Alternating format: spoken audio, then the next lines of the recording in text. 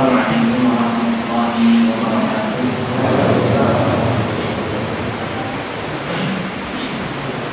Alhamdulillah rabbil alamin, wa bihi nasta'inu ala umuri dunya waddin. Wassalatu wassalamu ala khairil anbiya'i wal mursalin, nabiyyina wa rasulina wa sayyidina Muhammadin wa ala alihi wa ashabihi ajma'in. Yaqulu Allah ta'ala fil Qur'anil Karim: wa a'udzu billahi minasyaitonir rajim. Bismillahirrahmanirrahim. Wa aufu bil 'ahdi innal 'ahda kana mas'ula. Qala Rasulullah sallallahu alaihi wasallam, "Alaika bi taqwallah fa innaha liman-tuqi." Famsah bi sadri wa yassir li amri wa hlul 'uqdatam min lisani yafqahu qawli. Allahumma la sahla illa ma ja'altahu sahla wa anta taj'alul hamda idza syi'ta sahla. Nas'alullaha azza wa jalla ayahdiyana ila siratil mustaqim wa yaj'alana minal muttaqin wa yudkhilana jannatahu jannatal na'im. Walhamdulillahi rabbil alamin. Alhamdulillah, Bapak Ibu jamaah, mas-mas, adik-adik semuanya, semoga Allah rahmati, Allah berkahi. Ada kesempatan yang berbahagia ini, semoga ini menjadi wasilah kita bisa mendapatkan rahmat karunia dari Allah Subhanahu wa taala. Tanpa rahmat, tanpa karunia dari Allah Subhanahu wa taala, kita tidak akan mampu untuk bisa menjadi hamba-hamba yang bertakwa. Semuanya yang kita lakukan hari ini itu karena karunia dari Allah. Kita bisa melangkah ke masjid, kita bisa membaca Al-Quran, kita bisa berzikir, kita bisa bersilaturahim, kita bisa ikut majelis ilmu, halaqah ilmu dan lain sebagainya. Itu merupakan karunia yang besar yang Allah Subhanahu wa taala berikan, tidak kepada setiap hamba, tapi kepada hamba-hamba yang dipilih oleh Allah Subhanahu wa taala.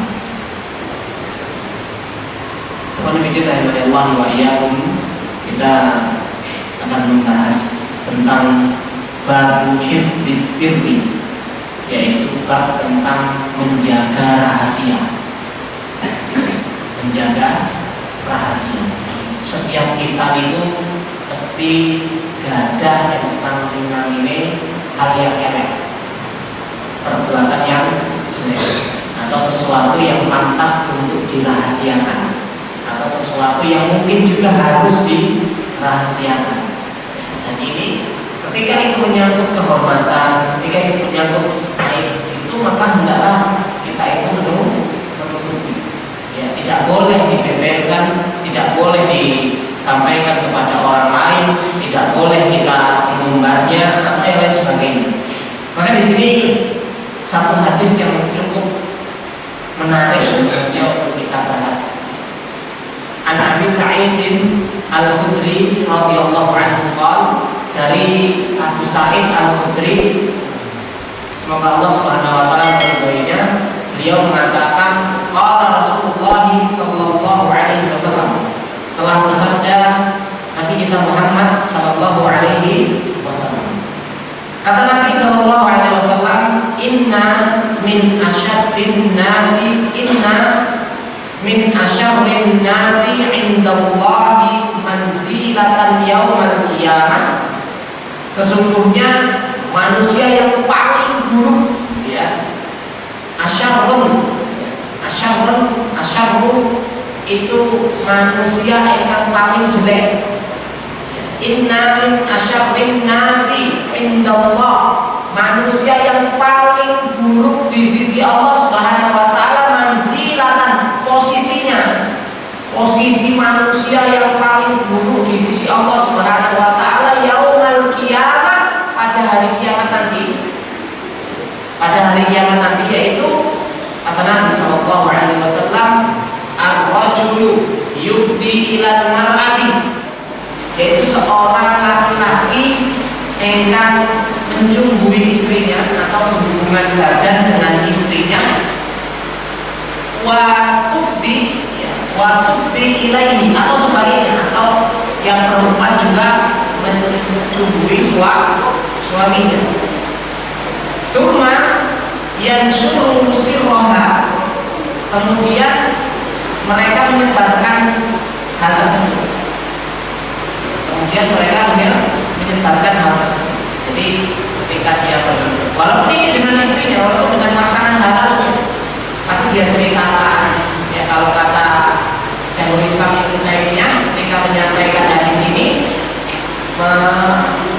menceritakan ya mungkin caranya, menceritakan kemudian posisinya, yang mungkin menceritakan di mana tempatnya, itu sama saja. Artinya yang menjadi rahasia antara kita dengan istri kita itu tidak boleh orang lain tahu. Tapi manusia semacam ini ada. Kenapa? Karena Nabi sudah mensabdakan ini, berarti akan ada manusia yang menceritakan perilaku ranjangnya kepada orang lain. Ini manzilatan yaumil qiyamah. Posisinya di hari kiamat nanti itu termasuk min asyarrin nas, termasuk orang yang paling buruk di sisi Allah Subhanahu wa taala. Ya. Yang seharusnya kita jaga, yang seharusnya kita rahasiakan, tapi ternyata kita sebarkan semuanya. Maka asirru huwa ma yaqau khafiyatan bainaka wa baina sahibika. Yang dimaksud dengan rahasia adalah perkara yang tersembunyi antara kita dengan orang lain. Perkara yang tersembunyi antara kita dengan orang lain. Wala yahillu laka, hukum asalnya menceritakan rahasia itu tidak halal atau haram. Wala yahillu laka, itu tidak boleh diceritakan, tidak halal kita menceritakan rahasia kita, kepribadian kita kepada orang lain. Ini hukum dasarnya tidak diperbolehkan. Maka Ibnu Qayyim rahimahullah wa iyyakum, apapun itu bentuk kita dengan istri kita, dengan keluarga kita, ya, itu merupakan suatu hal yang bahasanya sangat sensitif, yang harus dijaga, Tidak boleh kita mengumbarnya. Antuf bihadasar au antabayyanahu li ahadin, ya.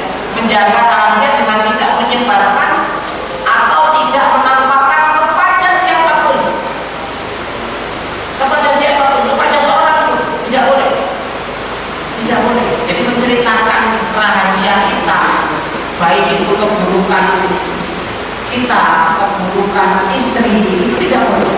Tapi di sini Imam An-Nawawi mengutip satu hadis semacam ini. Artinya bukan berarti rahasia hanya masalah ranjang saja yang tidak boleh diceritakan, tapi semua aib ataupun keburukan satu sama lain antara kita dengan istri, dengan keluarga itu tidak boleh tahu, kecuali memang ada kebutuhan yang besar. Dan itu pun kepada orang-orang yang dipercaya.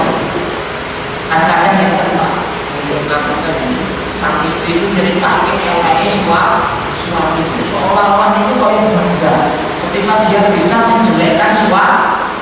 Ini pasti keadaan rumah tangga yang semacam ini tidak sehat. Atau mungkin ceritanya kayak anak-anaknya, anakku ya Allah bisa makan, kalau itu tidak boleh. Kita itu harusnya di hadapan orang itu sebaik mungkin itu bisa menghargai kondisi anak. Saya itu alhamdulillah tidak pernah ketika saya di hadapan orang, anak saya mau nakalnya sebenarnya itu saya jelekkan di hadapan orang. Karena itu penghormatan anak yang harus kita jaga. Kan kadang-kadang orang tahu anakku juga nakalnya orang itu sebenarnya tidak boleh di tempat umum yang semacam ini, kecuali memang ada kesyariat yang harus kita sampaikan. Ustaz, saya punya problem, Pak, kalau pun ada problem, anak pulau waktu beliau itu susah untuk anaknya, lalu bantah kelompok, nah itu berarti ada suatu hal yang memang harus diselesaikan tanpa mengumbarnya di hadapan umum. Saya kadang-kadang so sedih dengan orang tua yang semacam itu. Maka saya menggunakan oleh Allah Subhanahu wa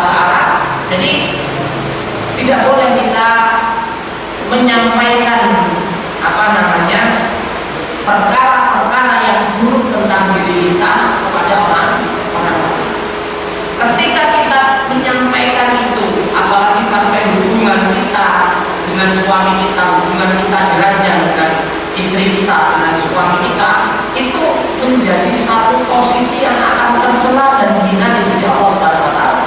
Kalau kita sudah dulu ketika di jilid pertama itu kita pernah membahas tentang dosa besar. Bagaimana dosa besar? Dosa besar itu disebut dosa besar itu salah satunya ada ancaman laknat, ada ancaman neraka, ada ancaman kerugian besar di akhirat nanti. Ini namanya dosa besar. Berarti ini ancamannya apa? Ancamannya adalah asyarrun nasi indallahi manzilatan yaumil qiyamah. Kata ancamannya orang tersebut nyerita-nyeritake hubungan dia dengan istrinya atau istrinya dengan suaminya, cerita kepada orang, maka ancamannya dari Nabi Shallallahu Alaihi Wasallam menjadi asyarrun nas, ya, menjadi manusia yang paling buruk manzilatan indallah, kedudukannya di sisi Allah. Ini ancaman yang mengerikan. Kedudukan yang paling mengerikan tentu cuma satu, yaitu murkanya Allah. Kedudukan yang mengerikan juga cuma satu, yaitu neraka. Berarti menceritakan hubungan kita dengan istri kita di ranjang itu termasuk dosa besar. Dari ayat termasuk dosa besar. Maka ini suatu hal yang perlu dirahasiakan. Ya, sebenci apapun kita, sebenci apapun kita kepada istri kita, dia yang tahu kita. Sejelek apapun suami kita di hadapan suami, di hadapan para istri, di hadapan ibu-ibu, itu orang yang menafkahi di rumah. Sejelek apapun istri kita di hadapan kita, Pak, mungkin kita benci, mantel, masya Allah, kita bisa terjaga dari zina, mergone kita punya istri. Makanya posisi ini begitu dimuliakan, ya. Posisi antara suami dengan istri itu begitu sangat ditinggikan oleh Allah Subhanahu wa Ta'ala. Maka yang dimuliakan oleh Allah Subhanahu wa Ta'ala. Lalu bagaimana sih yang dimaksud menceritakan rahasia itu? Di sini misal awal al-lafzu. Contoh yang pertama adalah dengan ucapan ayat tahaddatsaka bi haditsin tsumma yaqulu la tahdharu adadan la tahdharu ahadan wa huwa ma'aka amanah. Jadi kata saya ini sing termasuk nyeritake rahasia itu adalah pertama dengan ucapan. Bagaimana itu? Ayat tahaddatsa bi haditsin tsumma yaqulu la tahdharu adadan, yaitu engkau atau seseorang menceritakan kepada satu orang, ya, kepada kita satu orang, kemudian dia berkata la tahdharu ahadan, ojo kandhake sapa-sapa ya. Padahal dia udah ceritakan nih orang, ojo kandhake sapa ya, wa maka amanah ini cukup antara saya dengan kamu. Kandhani lho, aku duwe rahasia. Aku nganggep bojoku ini mau cerita sapa-sapa lho. Jadi ya sama saja dia sudah menyertakan Anda, cukup kita dengan istri kita. Coba sapa-sapa lho. Aku harus nyeritakan aku ngabungnya bojoku ini aku mau obat ini seperti itu. Misalkan walaupun kita ngomong la nakhbaru ahadan wa ojo kabar kene sapa itu sama saja. Kata beliau sama saja, berarti itu telah mengubah air kita, mengubah keadaan kita dengan istri kita walaupun cuma kepada satu orang. Ustaz terus tak misalkan periksa ambil Pak Dokter ini menceritakan keadaan ini, beda urusan, beda pembahasan seperti itu. Tapi ketika kita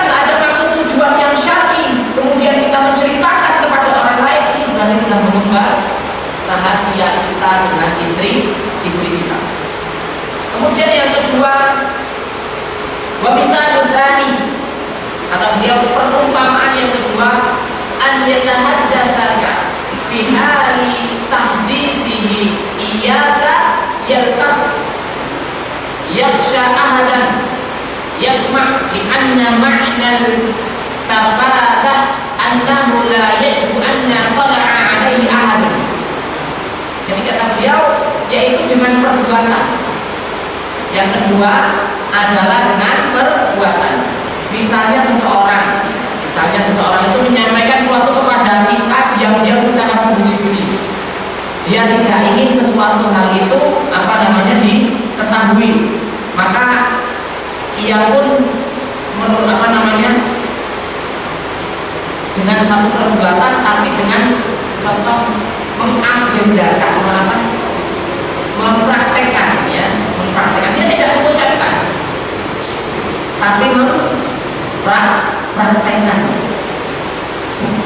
Mengenai aku dengan kode tangan atau dengan kode tubuh, dengan gerakan tubuh atau dengan gerakan tangan. Tadi malam saya sama itu ini dengan kode tangan atau dengan kode tubuh atau dengan itu sama saja.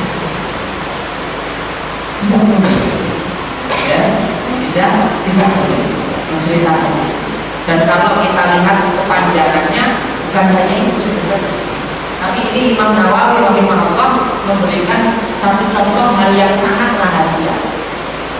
Ada ketika cerita istri saya itu waktu awalnya pada rumah berjalan menangi baik data sampai pada menanggungkan, misalkan istri kita itu masak orang enak, itu pun dilarang untuk diceritakan kepada orang, kecuali ada masalah di dalamnya, kecuali ada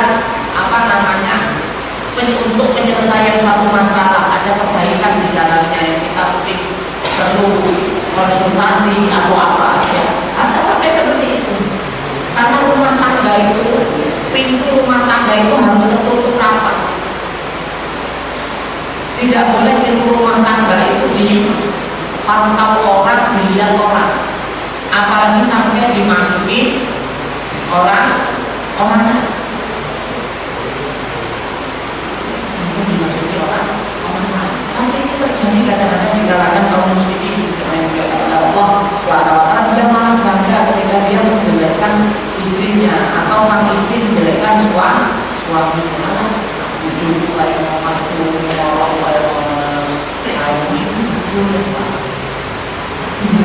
semacam itu, harus dijaga rapat, harus dijaga. Maka saya dibilang oleh Allah, dalam Islam itu masalah iman, itu menjaga rahasia itu sebenarnya adalah iman, menjaga rahasia. Agar rahasia kita itu tidak dilihat orang lain. Karena aib jika rahasia itu tersebar dan menjadi satu hal yang buruk di hadapan manusia. Dan ternyata ketika kita tidak bisa menjaga aib kita sengaja menyebar aib kita, itu kalau ada orang-orang yang hasad kepada kita itu bisa menjadi jalan orang lain itu untuk menggunakan dengan cara itu. Jadi kesempatan orang itu mengambil, jin itu kan tahu posisi kita. Kalau kita lihat di dalam video-videonya Ustadz Muhammad Faizan, itu ketika beliau meneliti orang-orang yang pernah ngaji, orang-orang yang pernah gangguan jin, ada beberapa memang yang sengaja membuat aib. Dan di sini kesempatan orang yang benci kepada kita, orang yang ghil kepada kita, atau orang yang memang hasad kepada kita, menggunakan itu untuk menjadi jalan merusak rumah tangga. Dampaknya sampai seperti itu. Makanya kalau kita mengenai Allah yaitu rahasia yang harus kita jaga, yaitu pertama adalah merahasiakan perbuatan dosa. Ini kalau kita panjangkan ya, merahasiakan perbuatan dosa. Jadi seorang sahabat namanya Abu Hurairah, dari Abu Hurairah beliau mengatakan, sami'tu Rasulullah sallallahu alaihi wasallam. Saya pernah mendengar Nabi sallallahu alaihi wasallam Nabi sallallahu alaihi wasallam bersabda. Kata Nabi, kullu ummati mu'afan. Setiap umatku itu akan diampuni dosanya. Setiap umat itu akan mendapatkan keringanan, akan mendapatkan ampunan dari Allah Subhanahu wa taala. Illal mujahid, kecuali mujahid. Apa itu mujahid? Mujahid itu, atau kalau di dalam bahasa yang lain adalah mujaharah. Mujahid itu artinya tiang ingkang banggake dosa. Kemaksiatan, dosa, tapi dia banggakan. Dosa itu kan boleh ditutupi. Nah, yang normal, yang orang itu mungkin imani orang rusak, takwanya orang rusak, perbuatan dosa itu kan ditutup. Ojo sampai kaum liya itu tahu. Ayo, karena kita melakukan itu, misalkan kita melakukan pencurian atau melakukan suatu hal yang buruk kepada tetangga kita dan sebagainya, kita tidak inginkan itu ketahuan orang lain. Tapi orang mujaharah ini yang disebut oleh Nabi sebagai mujaharah, yaitu orang yang membanggakan dosa, itu dia malah menceritakan dosanya. Maka kata Nabi sallallahu alaihi wasallam, illal mujahidin wa inna minal muhajarah wa inna minal mujaharah ayyaf ala rajul bil laili amalan thumma yusbihu faqad satarahu Allah. Kata Nabi, ada seseorang yang dimaksud orang yang membanggakan dosa itu ada ayyaf ala rajul bil laili amalan thumma yusbihu faqad satarahu Allah fayaqulu ya fulan amaltu barihan kada wa kada. Ada seseorang, kata Nabi, yang dia itu melakukan ayat malam rajul, seseorang itu melakukan pada malam hari suatu amalan yang hina, satu amalan yang mengandung dosa, tapi ketika di pagi harinya wa yusbihu, di pagi harinya qad satarahullah, Allah padahal sudah menutup aibnya, Allah tidak membongkar kemaksiatannya. Di malam hari dia melakukan maksiat, mungkin berzina, mungkin minum khamr, mungkin mencuri, mungkin perbuatan yang lain, merampok, merampas. Ya. Pagi hari Allah tidak membongkar aib itu, Allah tidak beritahukan kepada manusia, manusia tidak ada yang tahu. Tapi ternyata malah dia cerita ayyaqulu ya fulan, tapi dia ayyaqula ya fulan, tapi dia ketika pagi hari mengatakan wahai fulan, amiltu kada wa kada. Tadi malam aku baru ngakoke perbuatan ini dan perbuatan ini diciptakan.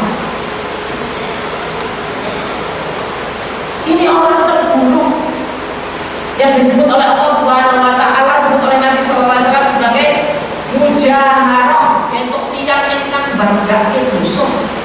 Dan saat ini kelompok manusia semacam ini pun ada. Apalagi kita kalau berbicara tentang sosmed, Masya Allah, artis itu mau terkenal, mau trending, itu ketika dia banggake dosa orang. Sekarang itu mau menjadi trending, videonya mau terkenal, dia mau menjadi orang yang terkenal, diundang ke sana sini, pasti itu banyak yang melakukan perbuatan buruk sehingga dia benar anjing terkenal itu gampang. Rampoknya sing elek, kamu itu terkenal, kamu shopping, rampoknya sing elek, terkenal, juga ke televisi ini.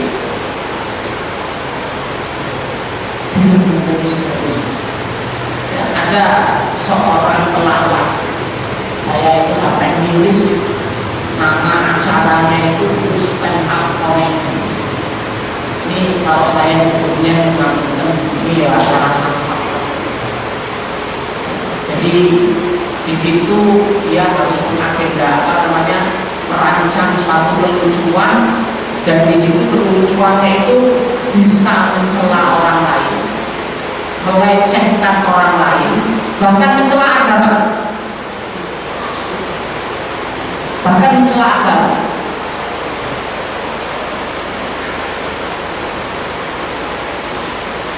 Dulu sempat trending satu orang-orang, termasuk orang yang pelawak ya, yang ikut acara stand up comedy. Acaranya dulu di Metro TV, terus berkembang karena acara itu banyak yang menyusuri. Akhirnya TV-TV yang lain udah muncullah sekarang pelawak-pelawak baru. Dan memang posisi pelawak itu juga tepat. Posisi pelawak itu kalau dia sampai berdusta, ingin diketawakan orang lain, dia melakukan dusta dan dia ingin niatnya dusta itu karena ingin dianggap lucu, karena ingin orang lain ketawa karena dustanya itu, akan menjadi posisi terburuk terhina di hadapan Allah Subhanahu. Itu ada seorang pelawak yang mencela ayat-ayat Allah Subhanahu wa taala. Dia jadi terkenal saat ini. Dia jadi terkenal. Ketika Ramadan, pas bulan puasa sekitar 3 tahun yang lalu, saya masih ingat itu. Sekitar 3 tahun yang lalu seorang pelawak itu, ayo kita berbuka bersama, dan buat video sambil pakai daging babi disiram dengan cium. Berbuka, ini babinya mana-mana, ini babinya bahasa-bahasa Islam, ini pelecehan. Dulu sudah ormas Islam sudah turun begini sekarang sampai seperti itu masih nyaman. Itu demi lawakan, demi video yang 1 menit.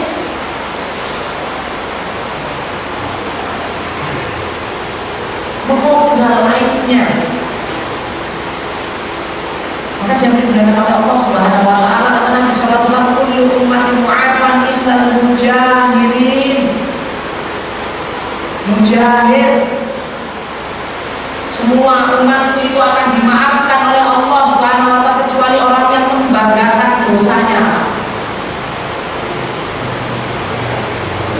Kita habis melakukan maksiat, mungkin kita nggak cerita kepada orang lain, tapi maksiat kita saat ini tadi betul kata Syekh Utsaimin rahimahullah, bukan hanya dengan ucapan, tapi juga dengan adegan-adegan tertentu atau dengan kode-kode tertentu. Nah saat ini bisa dengan foto. Dia maksiat, difoto cekrek sebagai fotonya. Loh, aku begini. Saya tadi malam habis joget dengan dibuat dari sini. Super bangga dengan teman-teman. Bahkan kita 2 hari yang lalu, Pak. Ya, 2 hari yang lalu, Bapak Ibu. 2 hari yang lalu itu di Lampung. Di Lampung, tapi bukan di Lampung tempat saya. Itu ada ada salah satu lurah di Lampung mau ada acara apa dengan salah satu istri dari anak buahnya, anak buah lurahnya di desa itu. Ada sama-sama pegawai kelurahan, suami istri ada kelurahan, terus pak lurahnya ini pergi dengan si pegawai perempuannya itu, dan pegawai perempuannya itu juga salah satu suaminya adalah pegawai di desa tersebut. Itu sedang karaokean berdua dan yang video si lurahnya sendiri, yang video lurahnya sendiri akhirnya tersebar gara-gara apa? Dibagi gitu, nanti sambil dijudi wong ini takjak karaoke, takjak joget, takjak. Sekarang jadi tren viral dan diusut oleh polisi sekarang. Efek karena apa? Efek senang dengan bangga siapa dipeluklah si istri orang ini. Saya dikirimi videonya sama teman saya, saya di Lampung 13 tahun gitu.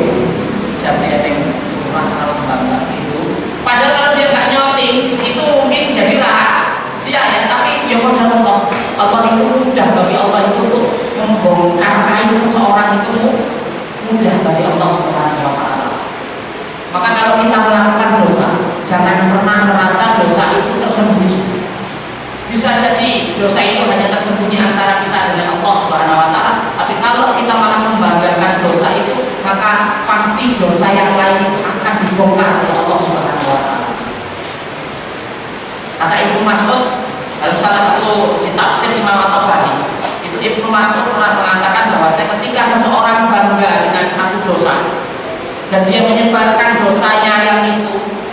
banggakan itu, maka dosa-dosa yang lain Allah akan membongkar dosanya. Makanya yang namanya dosa itu ditutup rapat antara kita dengan Allah terus bertahun-tahun.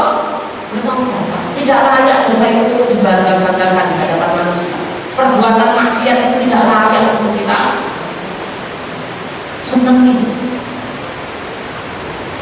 Makanya dia mengaku dengan anak muda itu biasanya jalan-jalan kalau pacarnya itu disebar orang tua aku sama pacarku begini dan begitu, masya Allah.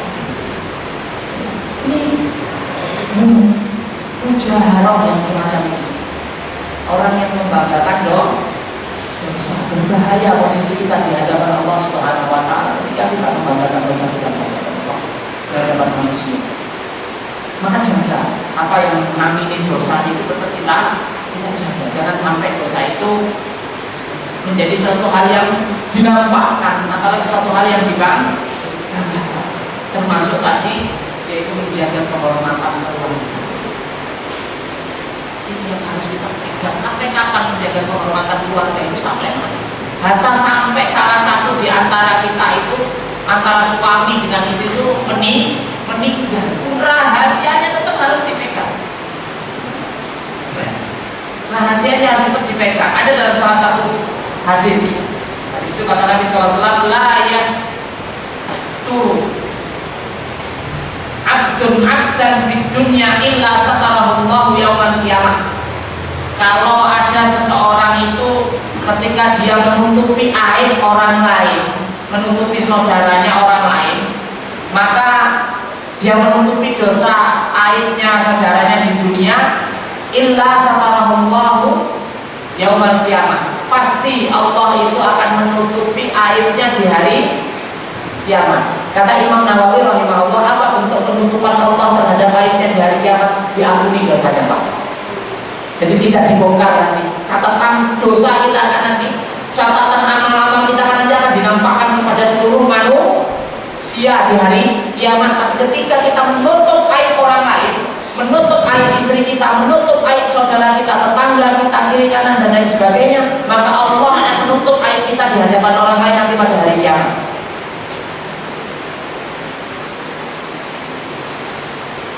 Dan mengapunten, kalau kita itu rusak takwa kita, rusak keimanan kita, itu malah ketika eneng sedulurin rakok ke elek, itu malah senang dicerita. Masya Allah. Apalagi tetangga, tetangga itu harus kita jaga. Tetangga itu menjadi pintu dari salah satu pintunya surga.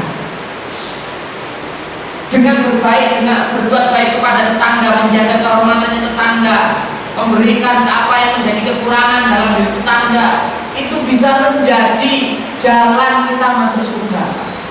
Para sahabat, ya para sahabat radhiyallahu anhum itu memiliki amal-amal keutamaan tersendiri di sisi Allah Subhanahu wa taala. Ada yang mungkin puasanya lemah, tapi ternyata hatinya baik kepada orang lain, tidak punya rasa iri, tidak punya rasa dengki, padahal sholat malamnya lemah, puasa sunnahnya lemah, mungkin sholat wajibnya ya mungkin ya sekedarnya dia untuk sholat tidak pakai nafilah dan lain sebagainya, tapi ternyata hatinya bersih dari menjelek-jelekkan orang lain, hatinya bersih dari iri, dengki, hasad. Allah akan menjadikan dia. Kan ada kita satu hadis itu, ada seseorang, kata Rasulullah SAW, kalau kamu mau tahu, ya, kalau kamu mau tahu penduduk surga nanti akan lewat di hadapanmu. Lewatlah seseorang itu rambutnya keles, awalnya orang benar-benar nyangking, selopnya nyangking sendalnya. Para sahabat termasuk Amr bin Al-As kaget. Wong yang ini jaminannya surga, bahasanya kan seperti itu. Penasaran itu 3 kali lewat itu hanya orang ini. Kok yang dijemput oleh Rasulullah ini calon penduduk surga. Amr bin Al-As itu penasaran amalan apa yang membuatnya kok sampai disebut 3 kali oleh Rasulullah SAW sebagai penduduk ahli surga. Penasaran terus, kemudian dia pengen nginep di rumahnya, pengen diintip, jangan-jangan sholat malamnya 30 juz di bocor, atau jangan-jangan puasa Daud gak pernah putus. Ternyata dia sampai malam hari ya ora sholat malam, puasa ya ora puasa. Pernah suatu malam dia tidur di rumahnya, bangun tengah malam itu cuma nyebut la ilaha illallah, tidur lagi orang ini. Kok orang ini amalan sih mengagumkan gitu orang ini tuh. Terus kok bisa Rasulullah itu menjamin dia surga itu bagaimana? Besok pagi dia pulang, penasaran apa ini orang ini. Tapi mau ngomong nak Rasulullah salah ya orang mungkin. Rasulullah tidak mungkin salah. Itu karena apa yang disampaikan oleh Rasulullah hanyalah wahyu. Akhirnya pas dia pulang dia ngomong, aku itu sebenarnya mau tidur di rumahmu ini karena saya penasaran dengan sabda Nabi, katanya kamu itu salah satu penduduk surga. Amalan apa yang kamu lakukan? Amalan apa yang kamu kerjakan sehingga kamu mendapatkan jaminan surga dari Rasulullah SAW? Saya nggak punya amalan apa-apa yang keadaan saya seperti ini. Tapi pas Amr bin Al-As itu pulang keluar, dipanggilnya kembali. Mungkin yang dimaksud dengan Nabi karena saya nggak punya rasa benci dengan saudara saya sesama muslim. Karena saya nggak punya rasa gil, hasad kepada tetangga, kepada saudara sesama muslim. Tapi ini berat karena memang sesuatu yang mau sudah masuk ke dalam surga itu sesuatu yang sangat tidak gampang. Tapi yang harus kita coba. Karena ganjarannya suatu. Kalau kita nggak mau mencoba ya nggak dapat. Kita harus mencoba. Oh, kita yang takut rugi saja, yang takut rugi saja kita berani mencoba. Nah ini nggak ada ruginya kalau kita mencoba. Kenapa kita tidak mencoba untuk membuang rasa benci kepada sesama muslim, membuang rasa bil hasad pada tetangganya. Ini yang harus menjadi kebaikan yang ada dalam hidup. Jaga rahasia kita, jaga dosa kita, jangan sampai ketika kita memang tersungkur ke dalam satu dosa, maka jaga dosa kita. Rahasiakan dan segera bertobat kepada Allah Subhanahu wa Ta'ala. Semoga Allah Subhanahu wa Ta'ala senantiasa membimbing kita dalam jalan yang baik, jalan yang benar. Demikian aku kalau kita harus berterima kasih kepada Allah. Saya muslimin